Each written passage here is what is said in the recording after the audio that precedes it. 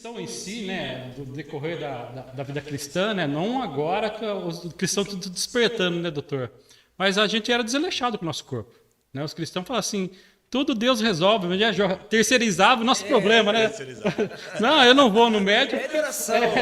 O pastor resolve a minha dor, resolve o meu colesterol alto, a minha diabetes, né, doutor? Cristão tem que se cuidar, né, doutor? Cristão, ele negligencia um pouco, né? Theo, essa é uma situação, né? Na verdade, e as pessoas não têm não é um padrão uniforme, né? Ele altera ao longo da vida. Todo mundo já teve um momento que não, agora eu vou fazer caminhada, agora eu vou cuidar da alimentação, aí emagrece um tempo e daqui a pouco desleixa de novo, né? Então a vida hoje, a gente vive um momento da vida de muita demanda, né? De muita muito rápida, né? O WhatsApp, é muita informação, sim, a gente resolve, né? E aí realmente a questão do autocuidado, ela é fundamental, né? A Bíblia fala que o corpo é o templo do Espírito Santo, sim, né? E Paulo já falou, né? Para mim o viver é Cristo e o morrer é lucro, né? Mas o viver para Cristo tem a ver também com o cuidado ao corpo que você, sim, tem que ter. E a gente sabe, né, que se tem uma coisa que vai acontecer com a gente, salva aí Enoque e Elias, que não conheceram a morte, né? Sim. Morreremos, sim, né? E aí por isso que eu até brinco, né? A vida é um programa de redução de danos. Uhum. Então nós vamos morrer, mas não sabemos quando nem como. Então há um conjunto de ações hoje, de intervenções, que a gente sabe que tem um potencial de postergar a morte ou de dar qualidade de vida. Uhum. Né? Então, esses são dois objetivos da vida na saúde, né? Eu sempre falo para os alunos, para que você escolheu ser médico? Né? Para que você escolheu ser enfermeira ou outros colegas profissionais de saúde? Né? Então, são dois objetivos, né, em última instância. Um é postergar a morte, no sentido de, se eu tiver ações hoje que poderiam cursar, talvez, com eu morrer aos 70 anos, pode ser que eu morra aos 80. Sim. Certamente que a gente acredita na providência divina, né, e na ciência de Deus para todas as coisas. Mas, com certeza, hoje, a fé que não se opõe à ciência, né, hoje a gente tem um conjunto de dados, né, que trazem as recomendações daquilo que você deve sim fazer. Né? Então, a gente tem clareza hoje, questões associadas à alimentação, atividade física, imunização, né, vacinas, né? E o conjunto de cuidados aí que você deve tomar, alguns exames que são necessários serem feitos, são muito importantes para que você consiga ter uma velhice, chegar lá e ter uma velhice saudável. Envelhecer é muito difícil. Eu cuido de idosos de maneira regular, né? No consultório ou com os alunos, no centro de saúde ou nas enfermarias. E envelhecer é desafiador. Né? Eu sempre falo, né? Envelhecer hoje é a melhor idade, mas é mais ou menos. Olha só. É mais ou menos. Ficar idoso hoje é bem difícil. Acho que todo mundo que tem alguém em casa hoje aí que está acima dos 80, dos 85 anos, né? Mudou.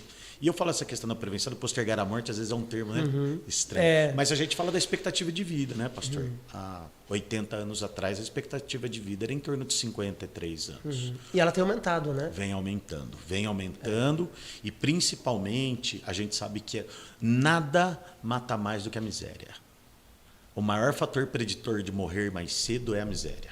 A gente sabe que os países do mundo que têm menor expectativa de vida, expectativa de vida mais baixa, são os países mais miseráveis. Então é por isso que a gente tem que lutar contra a miséria, contra a fome. Sim. É um dever, sim, do cristão, né, e de nós profissionais de saúde, né, mas a gente sabe. E tanto é que a expectativa de vida ela é menor nas classes sociais menos favorecidas economicamente. Sim. Então, a gente também sabe que as pessoas com maior poder aquisitivo tendem a ter uma expectativa de vida maior. Olha só. E um exemplo foi quando começou a Covid.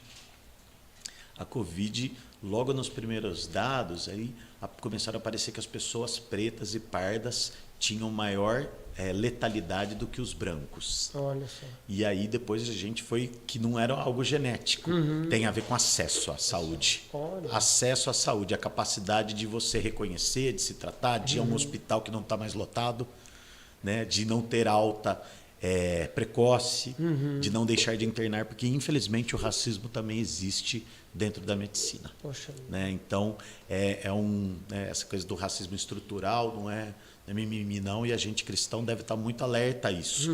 Mas é só para colocar para vocês a questão da iniquidade. Né? Iniquidade, na Bíblia a gente fala da iniquidade, mas tem a inequidade nesse sentido de oferecer diferente, às vezes, para quando é igual. Né? E, na verdade, a gente tem que oferecer diferente para quem é diferente.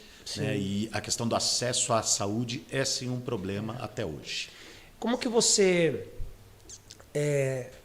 falaria para o pessoal que está nos vendo e depois também vai poder ver esse podcast, como que você falaria para eles pararem de tratar as suas vidas de modo, muitas vezes até desleixado? Ou então usando aquelas expressões, mas eu sou novo agora. Não, agora eu tenho 30. Não, né, os mais jovens, eu tenho 20. Não, mas para quê, né? Vou comer sem pensar, né? Eu vou tomar Coca-Cola todos os dias, né? Enfim, depois aí chega os 40, não, mas eu ainda sou novo, né? Não estou sentindo nada. Qual é o recado que você daria? Tudo que você planta vai colher uma hora, né? É óbvio que cada pessoa tem um tempo de vida, tem uma genética, mas 80% dos problemas de saúde estão relacionados aos determinantes sociais da saúde. Então, como é o seu trabalho, o que você come, como é a questão do saneamento básico, você tem acesso a água, esgoto, se você tem acesso a serviços de saúde. Então, a gente sabe que, por exemplo, das principais causas de morte associadas aí ao infarto, ao derrame, né, como o desdobramento final, eles estão associados, por exemplo, à hipertensão, obesidade, diabetes, a dislipidemia, né, que é a alteração do colesterol. E tudo isto caminha para um fenômeno que chama aterosclerose. A aterosclerose é o entupimento por deposição de gordura dentro das artérias. Ou seja, a própria artéria que irriga o músculo cardíaco chama coronária. Quando a coronária entope, o que acontece? O sangue não chega naquele músculo. Se isto acontecer de maneira abrupta, entupir e não chegar, é quando acontece o infarto. Então, veja, este fenômeno da aterosclerose, ele começa desde que você está no ventre da sua mãe.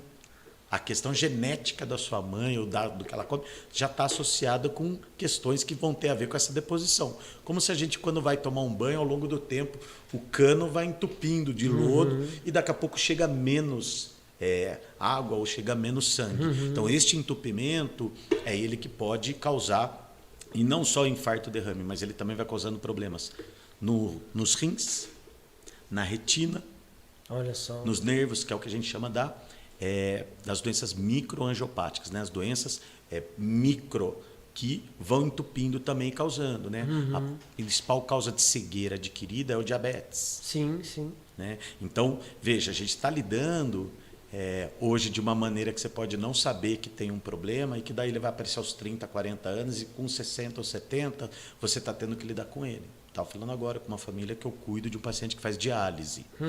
Né? Então, a diálise é por conta de um problema que o rim não conseguiu dar conta. E isso tem a ver, sim, com o controle da pressão e o controle do diabetes. Então, as pessoas têm que começar a medir a pressão. A recomendação é, por exemplo, para a pressão arterial, a partir dos 18 anos, você fazer pelo menos uma aferição ao ano.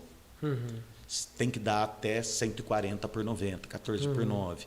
Né? Então, veja, você não sente nada. Não adianta você ficar esperando ter dor de cabeça. Não vai sentir.